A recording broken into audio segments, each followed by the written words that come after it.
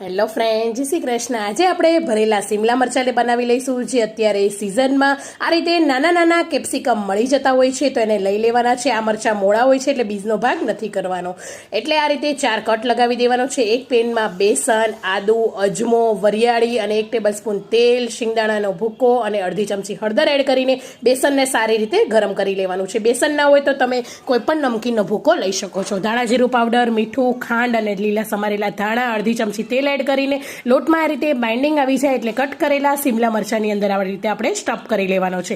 બધા મરચાં તૈયાર છે। એક પેનમાં તેલ ગરમ કરવા માટે મૂકવાનું છે, બધા મરચાં એડ કરી દેવાના છે અને એકદમ આ મરચાં જે હોય છે એની છાલનો ભાગ થોડો જાડો હોય છે, એટલે અડધી વાટકી પાણી મૂકીને ઢાંકીને 2 થી 3 મિનિટ આ રીતે મિક્સ કરતું રહેવાનું છે અને આગળ પાછળ ફેરવતા રહીને મરચાંને ચડવી દેવાના છે। વધેલો મસાલો એડ કરી દેવાનો છે। તો એકદમ સ્ટફ એવા સિમલા મરચાં આપણા તૈયાર છે। તો આ દાળ રાઈસ જોડે તો ખાવાની ખૂબ જ